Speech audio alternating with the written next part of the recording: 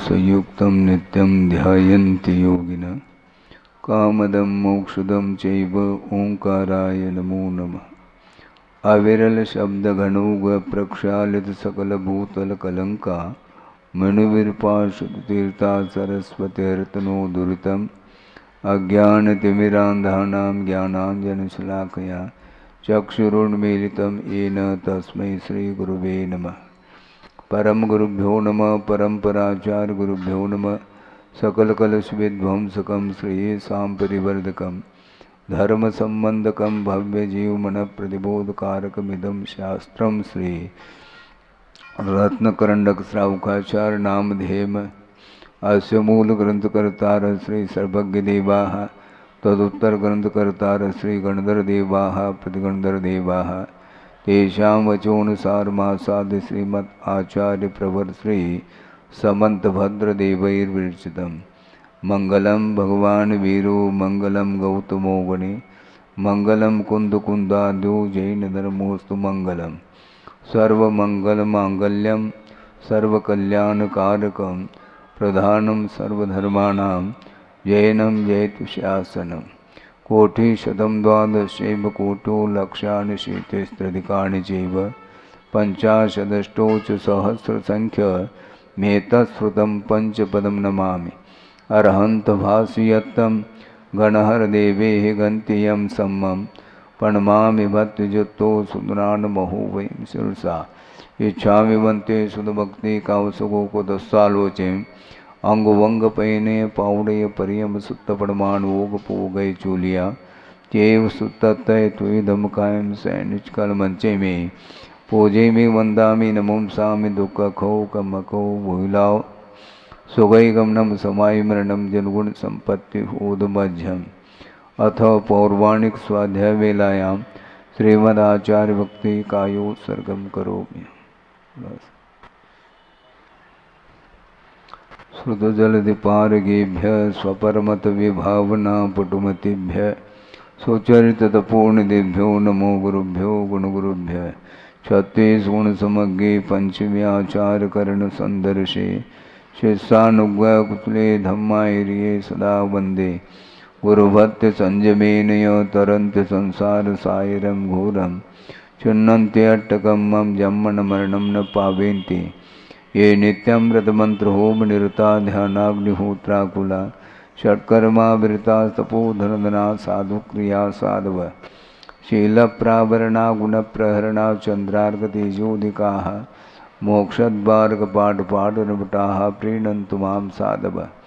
गुरुवः पान्तुनो नित्यं ज्ञानदर्शननायकाः चारित्राणवगम्भीरा मोक्षमार्गोपदेशकाः इच्छामि वन्ते आयुर्वत्ति कावसुगोकुदस्सालोचें सम्मनान सम्मदंसन संसर्जुत्तानं पंचम्याचाराणाम् आयुर्यानम् आयारादिस्मराणुपदेशयानम् उपध्यायानं तिरयनुगुणपालरयानं सौसानं सैनिचकलमंचे में पूजे में वंदामि नमुंसामि दुख खो कमको भूलाओ सुगई गमनम समाय मरणम जनगुण संपत्ति होद मध्यम। नमः श्री वर्धमानाय निर्धूतकलिलात्मने सालोकानां त्रिलोकानां यद्विद्यादर्पणायते। व्यवस्थित करो ना, डेली कहना पड़ता है।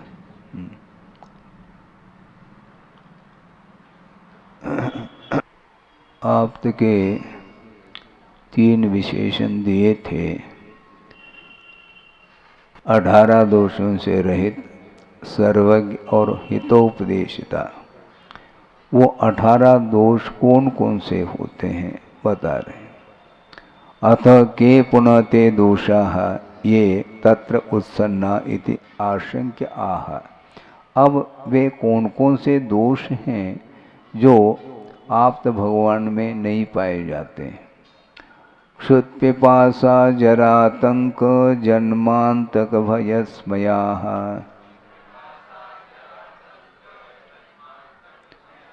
नरागद्वेष मोहाश्च यशाप्त सप्रकीर्त्यते।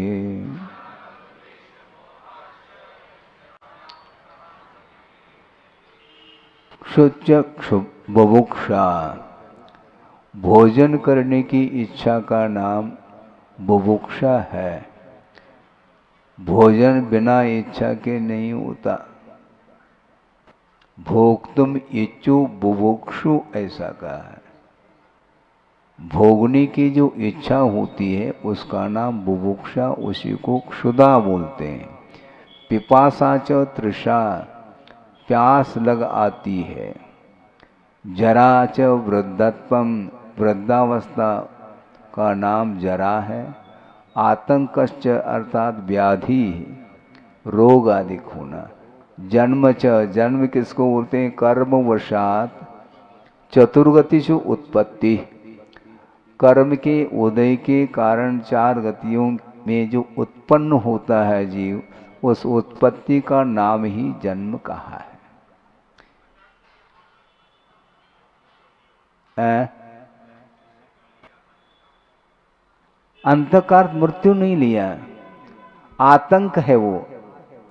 अंतक अलग है, आतंक का अर्थ व्याधि लिया है और अंतक का अर्थ मृत्यु।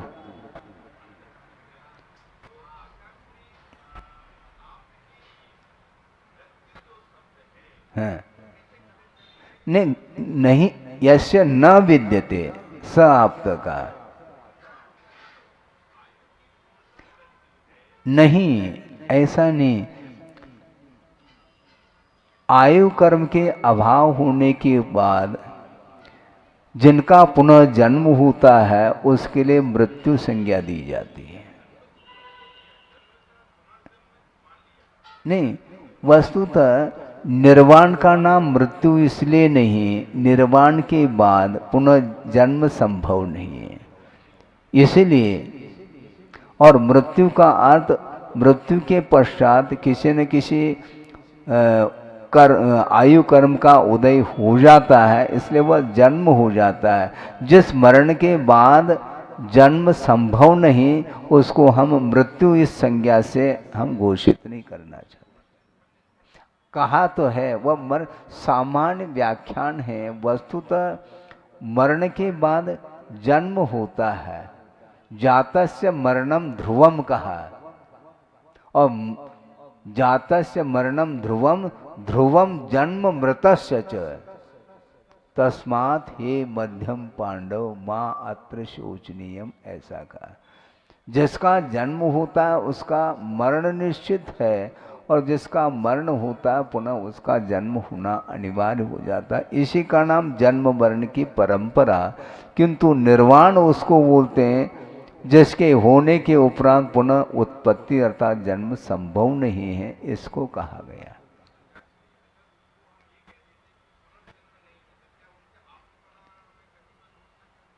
पुनर्जन्म नहीं है ना।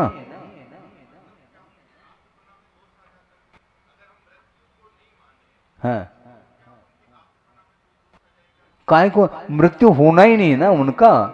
मतलब मृत्यु उसको बोलते हैं जिसके बाद पुनः जन्म हो, उसको मृत्यु की संज्ञा दी जा रही है। पुनर्जन्म हो, यदि पुनर्जन्म नहीं है तो उसको हम निर्वाण की संज्ञा दे रहे हैं। और दूसरी बात यह है, द्रव्य व्यवस्था की दृष्टि से देखेंगे तो उत्पाद वे द्रव्युक्तम सत, उत्पाद वे ये निरंतर अर्थ पर्याय के अपेक्षा से तो यह परिणति बनेगी, किंतु व्यय का अर्थ मृत्यु लेंगे तो वहां पर भी मरण मानना पड़ेगा सिद्ध अवस्था में भी, क्योंकि उत्पाद का अर्थ जन्म हो गया और व्यय का अर्थ मरण हो जाएगा। तो सिद्ध अवस्था में भी व्यय हो रहा है क्योंकि परिणमन तो जारी है।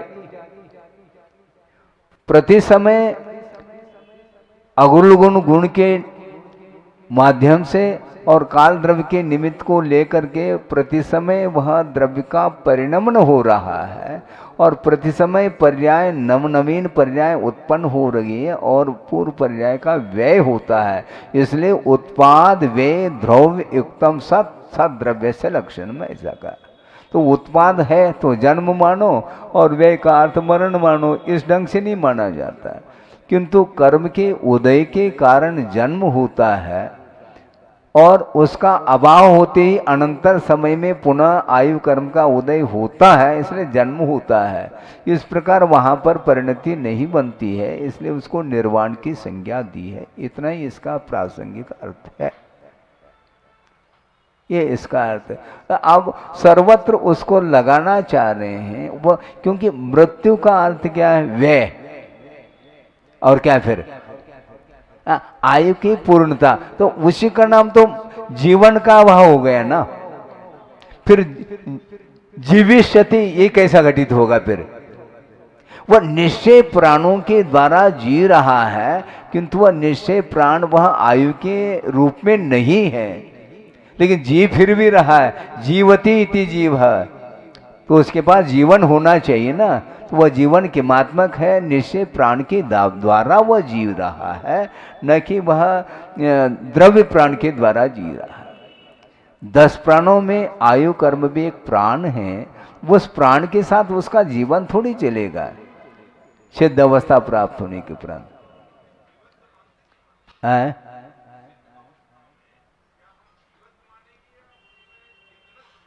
नहीं, जीव का जो भाव है वही जीवत्व है। जीवति, जीविष्यति, जीवित पुरोवा इति जीवा, ये जीव की व्याख्या की गई है, अपने समयसार ग्रंथ में भी पढ़ करके आए हैं। और वह निश्चय प्राण के द्वारा जी रहा है और संसार जीव व्यवहार प्राण के द्वारा जी रहा है। इतना अंतर तो दिया है। एक मिनट,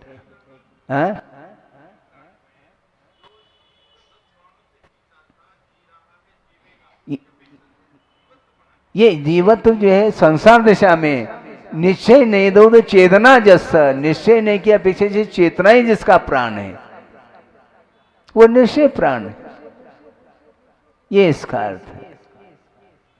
यहां पर कर्मायत्त जीवन और कर्म के अभाव में मरण होता है। आयु कर्म के उदय में जीवन और आयु कर्म के अभाव में मरण, ये संज्ञा दी गई है। और वहां पर निश्चय की अपेक्षा से वहां पर मरण है ही नहीं। इसलिए आतंक का अर्थ व्याधि है, और चतुर्गति में उत्पत्ति, कर्म के उदय से उत्पत्ति होना यह जन्म है। अंतक का अर्थ मृत्यु है। हाँ।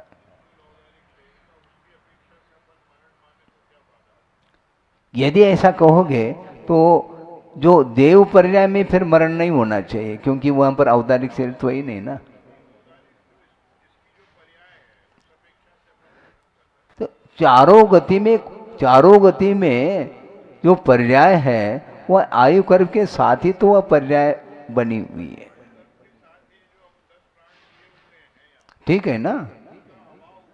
तो मरण हुआ, बस यही तो कहना चाह रहे हैं। किसको?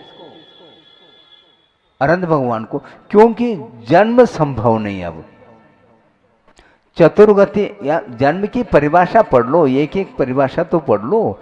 जन्म किसको बोलते हैं? कर्मवशात चतुर्गति से उत्पत्ति जन्मा।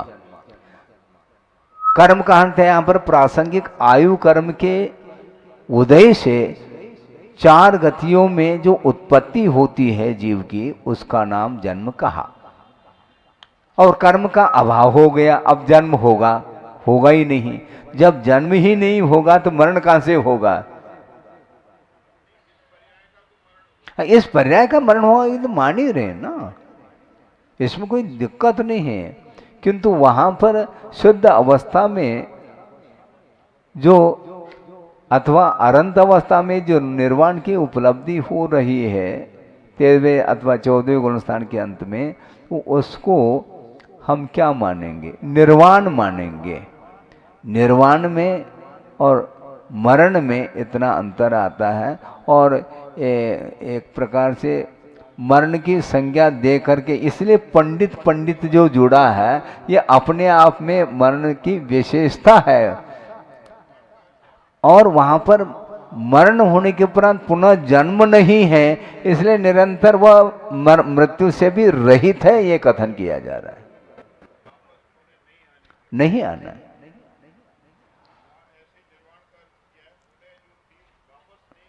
बस इसी कारण निर्माण, इसी का नाम।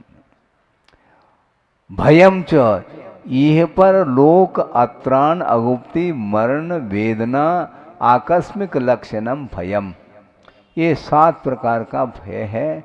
इहलोक भय, इहलोक भय, यहाँ पर अपवाद आदि हो गया तो तत्संबंधी जो भय उत्पन्न होता है, अब लोग क्या कहेंगे, लोगों की दृष्टि में मेरा कैसा अस्तित्व सामने आएगा, इस प्रकार का भय उसके अंदर रहता है। और परलोक में मेरा जन्म होगा तो वहाँ पर किस रूप में मेरा कौन सा स्थान मिलेगा, क्योंकि व्यक्ति या जीव भय को प्राप्त क्यों होता है? जो निश्चिंत रहता है उसको भय नहीं, ये चिंता सताती है। और जो अपराध करता है उसको भय है, जो निरपराध है उसको कहां से भय है? हाँ बिल्कुल, इहलोक परलोक अत्राण, मेरी रक्षा कौन करेगा? पराधीन जीवन, मेरी रक्षा कौन करेगा? और सोचो, विचार करो, ये जितने भी कर्म फलते हैं ये द्रव्य क्षेत्रादि के निमित्त को लेकर के फलते हैं। छोटा सा बालक है, उसको गोद से नीचे उतारते ही वह भयभीत हो जाता है। वह आश्रय चाहता है हर पल, और शोक की उदीर्णा होती, भय की उदीर्णा होती है, किंतु वेद की उदीर्णा नहीं होती। गोद का बालक है, वह संसार का कोई उसके ऊपर प्रभाव नहीं पड़ता। इसलिए भिन्न भिन्न कर्मों के फल के लिए भिन्न भिन्न द्रव्य क्षेत्र आदि की आवश्यकता निमित्त के रूप में आवश्यकता पड़ती है। इसलिए ये विषय सामने आया। अत्राण भय अलग है, और अगुप्ति, यहाँ पर कोई भी प्रबंध ही नहीं है। कहीं न कहीं अपनी सुरक्षा चाहता है, ये अगुप्ति। यदि सुरक्षा नहीं मिलती है तो अगुप्ति भय, और दूसरे के आश्रित होकर के मेरा कौन रक्षा करेगा, इस प्रकार का जो भाव आता है वह अत्राण भय माना जाता है। मरण भय तो है स्पष्ट रूप से, और वेदना शारीरिक है मानसिक है, ये सारी वेदना ये भी भय के अंतर्गत आता है। असह्य वेदना होती है तो वह भयभीत होता है। आकस्मिक सडन बिजली कड़क गए एकदम तो भयभीत हो जाता है। ये सारे भय कर्म के उदय से अथवा उसकी उदीर्णा के माध्यम से ही वह भयभीत होता चला जाता है। किंतु जिसको मरण से ही भय नहीं है तो ये भय कहाँ से उसको बाधा पहुंचा सकते हैं? संभव नहीं है, क्योंकि जन्म और मरण ये दोनों पर्याय की दृष्टि से है। द्रव्य की अपेक्षा से कभी भी मरण नहीं होता, ये सिद्धांत है। इसके उपरांत भी श्रद्धान होने के उपरांत भी उसमें कमी आती है। अनंत बार मरण को प्राप्त हुआ है फिर भी मरण से डरता है। तुम डरो या निर्भीक रहो, मरण तो होना है। एक श्लोक आता है, यथा बालम तथा वृद्धम, यथा बालम तथा वृद्धम, यथाढ़ दुर्विधम तथा, यथा शूरम तथा भीरुम सामेन ग्रसतेंत का, ऐसा कहा। समान रूप से अंतःकर्ता मृत्यु जीव को ग्रस लेती है। ये बालक है, इसको छोड़ लिया जाए? नहीं, ऐसा नहीं। यदि अल्प आयु को लेकर के आया है तो उसका मरण होगा। आयु कर्म की उदीर्णा हो सकती, गर्भस्थ शिशु का भी अवसान हो जाता है। अभी उसने संसार को देखा ही नहीं, जन्म ही नहीं हुआ जिसका, इसके उपरांत भी गर्भ में ही समाप्त हो जाता है। यथा वृद्धम तथा वृद्धम, वृद्ध अवस्था है। यथाढ़, मैं तो धनाढ़ हूं, रहो आप। आयु कर्म का अवसान है, आपको छोड़ करके ही जाना पड़ेगा। हाँ, अब क्या कर लोगे? और इतनी संपदा है, धन है, प्रॉपर्टी है, इसका मैं उपभोग करूं, तो नहीं कर पाओगे, क्योंकि आयु कर्म का अंत आया है। अब उसके सामने किसी का कुछ नहीं चलने वाला। तो इस प्रकार ये 7 प्रकार के भयों का यहाँ पर उल्लेख किया है। भयभीत होता है।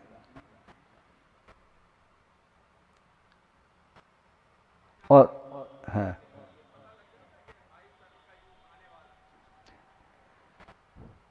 वस्तुतः सामान्य रूप से महसूस होना अलग है, किंतु एग्जैक्ट किस समय पर अवसान होगा इसके कुछ चिन्ह देखने को मिलते हैं मनुष्य और तिर्यंच पर्याय की अपेक्षा से। हाँ, अंतिम सांस चल रही है, उल्टी सांस जिसको बोलते हैं, अरे डॉक्टर ने बता दिया कि अब बस इतने घंटे का ये है और लगभग वह उतने टाइम पीरियड में वो गुजर जाता है। किंतु सडन एकदम मान लो हार्ट अटैक हो गया और अवसान हो गया, उसका क्या है? उस विषय में आप क्या अंदाज लगा पाएंगे? संभव नहीं। बिल्कुल पुष्ट शरीर है, निरोग दिख रहा है और सडनली बिल्कुल हार्ट फेल हो गया, मान लो अवसान हो जाएगा उसका। आकस्मिक भय क्या इसी प्रकार होता है। स्मयश्च जाति कुलादि दर्प राग द्वेषा प्रसिद्ध। स्मय किसको बोलते हैं? जाति कुल इत्यादि, ये 8 प्रकार के स्मय अर्थात मद होते हैं। उससे भी वो ऊपर उठ चुके होते हैं अरहंत परमेष्टि। राग द्वेष आदि, तो ये राग द्वेष मोह तो प्रसिद्ध है, इसको समझाने की क्या आवश्यकता है। जिन जिन वस्तुओं को लेकर के ये राग और द्वेष, ये दोनों ये कार्य है। रागात्मक परिणाम और द्वेषात्मक परिणाम, ये दोनों कार्य हैं। इसका कारण क्या है? मोह है। किसी वस्तु के प्रति मोह जागृत नहीं हो रहा है तो उसका ना राग होगा ना द्वेष होगा। लेते हुए भी वस्तुतः किसी वस्तु के प्रति मोह जागृत नहीं है तो उसको कोई भी किसी वस्तु को ग्रहण करने का और प्रतिकार करने का भाव ही नहीं आएगा। क्योंकि मोह कर्म का कार्य ये है कि वस्तु को विपरीत दर्शाना, यह मोहनी कर्म का कार्य है। उसके कारण ही उसके लिए इष्ट देखने में आता है। वो वस्तु इष्ट देखने में आती है तो ग्रहण का भाव, अनिष्ट देखने में आती है तो प्रतिकार का भाव। इस प्रकार राग और द्वेष की परिणति बनती है। हाँ, और जो वीतरागी है उसके लिए कोई भी वस्तु आकर्षित नहीं कर सकती, मात्र ज्ञान का उस ज्ञेय के साथ संबंध होकर के रह जाता है। इसलिए आचार्य ये कहना चाह रहे हैं, श्रवण की अपेक्षा से स्पष्ट कर रहे हैं, जम किंच भी चिंतन तो निरीह वित्ति यत किंचित अपि चिंतयेत। ज्ञानार्णवकार कह रहे हैं, वीतरागो भवेत योगी यत किंचित अपि चिंतयेत तदेव ध्यान मामनात मतोन्यत ग्रंथ विस्तर। ये सारा ग्रंथ का विस्तार मात्र है। वीतरागी होना, यत किंचित अपि चिंत, किसी भी विषय को, किसी भी वस्तु को ध्यान का विषय बनाया जा सकता है, इसमें कोई बाधा नहीं। शर्त यह है कि वीतरागी होना चाहिए। हम भी महाराज की जिस किसी का चिंतन कर लेंगे, संभव नहीं। इसलिए पंच परमिष्टि का ही आधार ले लो, उसके माध्यम से आपका उपयोग जो है ना वह निर्मल बना रह सके। क्योंकि जिसके अंदर द्रव्य दृष्टि बनी हुई है, बाहरी पदार्थों का कोई भी आकर्षण नहीं रहा, तो कोई भी वस्तु को लेकर के वह एकाग्र होकर के वस्तु तत्व की स्वरूप की अपेक्षा से उसका उपयोग टिका रह सकता है। इसलिए कोई शर्त नहीं कि आत्मा का ही ध्यान करो आदि, कोई कंडीशन नहीं। ध्यान किस गुणस्थान में घटित होना, वस्तुतः सप्तम गुणस्थान में घटित होने में कोई बाधा नहीं है। ज्ञेय ज्ञाय का संबंध रखना है, स्वरूप के बारे में दृष्टि होनी चाहिए आपकी, इससे ज्यादा कुछ नहीं है। मतलब जैसा वस्तु का स्वरूप है वैसा देखने का, जानने का प्रयास करो, और ये बिना वैतरागता के संभव नहीं। नहीं होते हैं ऐसा कहां लिखा, ये तो बताओ, बताना भी तो पड़ेगा। होते हैं आप कह रहे हैं तो दूसरा व्यक्ति मान लेगा, लेकिन दूसरा ये भी तो बोल सकता है कि भाई साहब कहाँ लिखा ये बता दूं, तो आप बता सकोगे क्या? भाव मन का कार्य वहां पर दिख रहा है श्रेणी में, क्योंकि उपयोग है। भाव मन का अर्थ क्या है, क्लियर कर दूं क्या? क्षोभम ज्ञान की जो परिणति उसी का नाम भाव मन है। वितर्का श्रुतम कहा, वह श्रुत ज्ञान का विषय है शुक्ल ध्यान। क्षयोपम ज्ञान की परिणति है, इसलिए वहां पर भावमन रहते हुए भी वह सराग दशा में नहीं है, इसलिए उसको प्रवृत्ति की संज्ञा आचार्यों ने नहीं दी। अथ यदि नहीं है तो वहां पर ध्यान नहीं मानना चाहिए। एकाग्र चिंता, चिंता का निरोध, चिंता अर्थात उपयोग, उपयोग का निरोध किया अपरिस्पंद अग्निशिखावत। किस गुणस्थान से? श्रेणी में, सुनिए तो, श्रेणी में शुद्धोपयोग कहो, शुक्ल ध्यान कहो, एकार्थवाची शब्द है। सुनो, गुणस्थान का विकास होना अलग, किंतु बुद्धि का आयाम नहीं है वहां पर। ज्ञान वहां पर विश्राम को प्राप्त किया, ज्ञान में परिस्पंदन नहीं। सुनो तो, आप समझो तो सही, प्रवृत्ति और निवृत्ति दो बातें हैं, वहां पर प्रवृत्ति नहीं है। एक और उदाहरण दिया था, आपके सामने रख दूं उसको भी।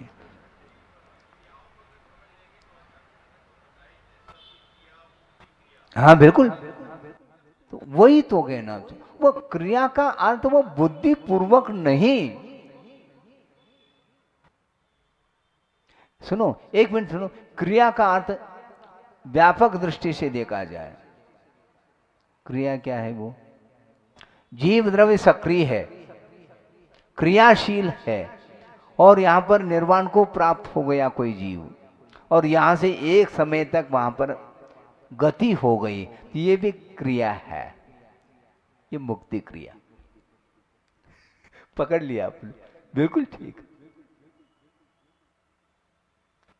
क्रिया का अर्थ एक स्थान से दूसरे स्थान तक जाने की जो प्रवृत्ति है वह क्रिया है, क्योंकि वह सक्रिय है, इसलिए एक समय में लोकाग्र तक जा करके वहां पर विराम लेता है। उसके आगे क्यों नहीं? धर्मास्तिकाया भावात, धर्मास्तिका का अभाव नहीं, किंतु सक्रिय वह द्रव्य है, यदि निमित्त मिल जाए तो उसमें क्रिया होगी, किंतु उसमें वाइब्रेशन नहीं। आत्म प्रदेशों में, क्योंकि अयोगी हो चुके हैं। शरीर नाम कर्म का उदय जब तक रहेगा, शरीर नाम कर्म का उदय, वहां तक वह योग रहेगा, और उस योग के माध्यम से ही कर्म और नो कर्म वर्णाओं का ग्रहण होता है, संचय होता है। इसलिए अष्टमादि गुणस्थान में शुद्धोपयोग है, जो कि ध्यान की परिणति मानी जाती है। इसलिए राग, द्वेष और मोह, इन तीनों से ऊपर उठ चुके हैं आप, अर्थात केवली भगवान। राग यदि है वहां पर द्वेष विद्यमान है, सुन रहे? जहां राग है वहां द्वेष है। जिस वस्तु के प्रति राग है उससे अन्य वस्तु के प्रति द्वेष विद्यमान है, ये क्लियर है।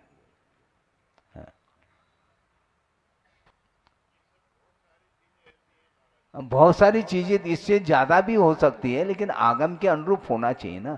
आगम में साफ साफ वर्णन है, इसको समझने की आवश्यकता है। क्योंकि वहां पर, एक मिनट, वहां पर शुक्ल ध्यान में कोई भी प्रवृत्ति नहीं है।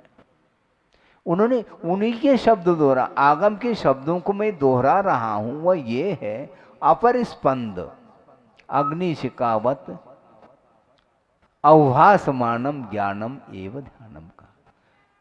ज्ञान ऐसा प्रतिभाषित हो रहा है, वह निस्पंद है, उसमें किसी भी प्रकार से कोई भी स्पंदन नहीं है। और स्पंदन जब तक है उपयोग में, तब तक वह राग द्वेष होता रहता है, और उसमें भी बुद्धिपूर्वक अबुद्धिपूर्वक।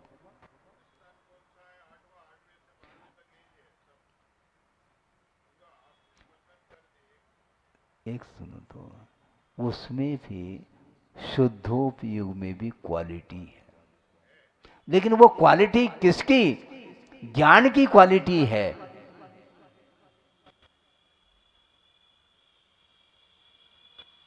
आश्रव निरोध संवर, आश्रव सम्यक योग निग्रहो गुप्ति। यहां से चलो आप थोड़ा सा 2-5 मिनट। सम्यक योग निग्रहो गुप्ति, गुप्ति की परिभाषा है समीचीन रूप से योग का निग्रह करना। तो योग का निग्रह का अर्थ क्या लेते हैं? योग का अभाव। योग का अभाव तो 14वें में होगा, होगा नहीं, किंतु योग का निग्रह का अर्थ पूज्यपाद स्वामी ने स्पष्ट किया है सर्वार्थ सिद्धि में।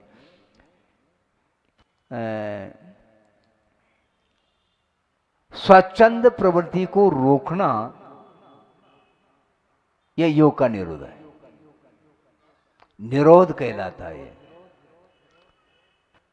स्वच्छंद जो प्रवृत्ति है उसको रोकने का नाम निरोध कहा।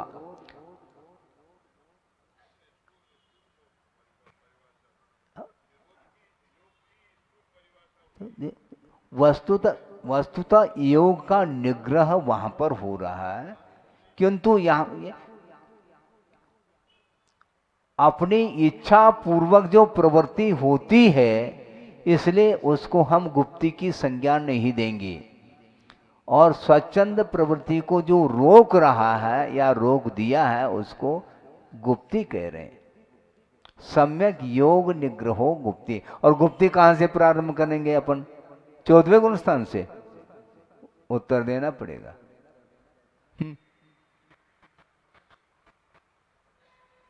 यदि एकांत से निग्रह का अर्थ योग का निग्रह मान करके 14वें गुण स्थान में यदि हम घटित करते हैं, तो उसके पहले कोई संभव ही नहीं, गुप्ति संभव नहीं। और गुप्ति के बिना मुक्ति कैसे होगी, ये बता दो आप। देखो तारतम्य बहुत अच्छा है, जैसे स्वामी ने शुद्धोपयोग में भी तारतम्य घटित किया है। घटित करते हुए भी वस्तुतः ये जो दिया जा रहा है, तो इसलिए तो अबुद्धि बुद्धि ये सारी सारी स्थिति है। पूज्य स्वामी कहना चाह रहे हैं, विवक्षा तो घटित करो, विवक्षा से नहीं करेंगे तो कोई भी बात बनेगी नहीं।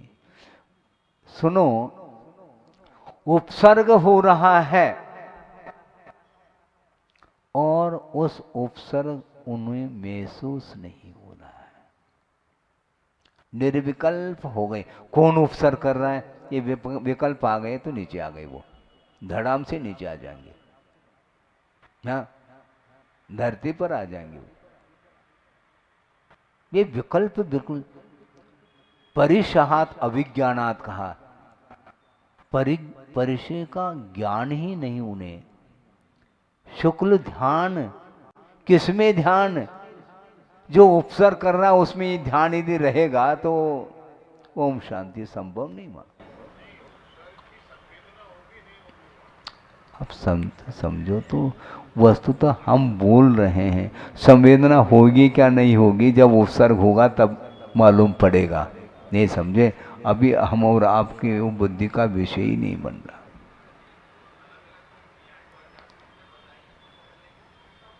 बिल्कुल क्लियर है। हाँ, बिल्कुल बिल्कुल। हाँ, बिल्कुल है।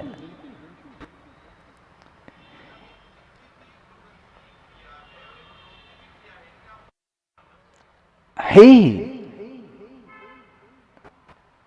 इसलिए भौतिक, जैसे आपकी जो नाड़ी चल रही है उसमें आपका उपयोग है, चल क्यों नहीं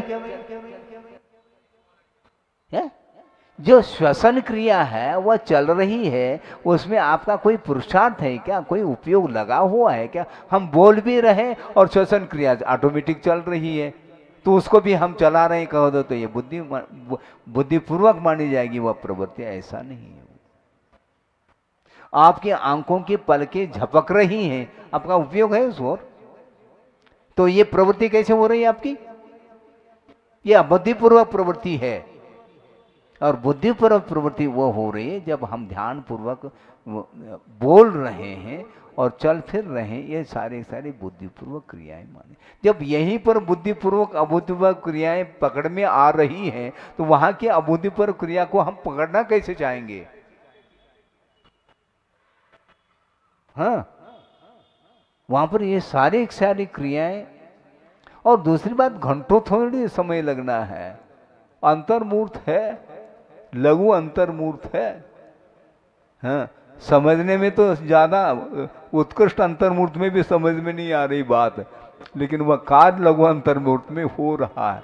तो इस प्रकार राग द्वेष और मोह ये इनसे ऊपर उठे हुए हैं।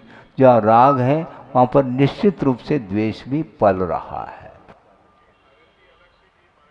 हाँ, देंगे, उसके बारे में भी हम समय पर बताएंगे। अभी तो समय हो रहा है, भोजन का समय है, इसलिए इतना ही रखते हैं। अभी ये एक पृष्ठ तक इन्होंने विभिन्न प्रकार के अपने तरफ से शंका उठा करके पूर्व पक्ष बना करके उसका समाधान दिया है। इसको भी यदि मान लो रुचि के साथ पढ़ेंगे तो ज्ञान होगा, लेकिन आप यदि ताली बजवाना चाहो तो ये नहीं बजा पाएंगे अपन ताली, क्योंकि थोड़ा गहन विषय है। इसको एकाग्र होकर के आपको पढ़ने की आवश्यकता है, और एकाग्रता प्रवृत्ति में भी होती है। क्या कहते हैं आप? ध्यान से सुनो, और सुन भी रहे हैं तो ध्यान से सुनो का तो एकाग्र होकर, वहां पर ध्यान है क्या? ध्यान नहीं, वो प्रवृत्ति में एकाग्रता है वो। यानी इधर उधर उपयोग को नहीं ले जाओ और ध्यान से पढ़ो। पढ़ने की प्रवृत्ति चल रही फिर भी ध्यान से पढ़ो, ये कहा जा रहा है। व्यवहार में व्यावहारिक भाषा इसी प्रकार होती है। हाँ, जैसे डॉक्टर ऑपरेशन कर रहा है, आई स्पेशलिस्ट है, आंख के ऑपरेशन, और वो औजार लेकर के ऑपरेशन कर रहा है, कितनी एकाग्रता होगी। लेकिन एकाग्रता होती हुई भी उसमें प्रवृत्ति ही चल रही है। ऑपरेशन की जो प्रवृत्ति, वह प्रवृत्ति है कि निवृत्ति?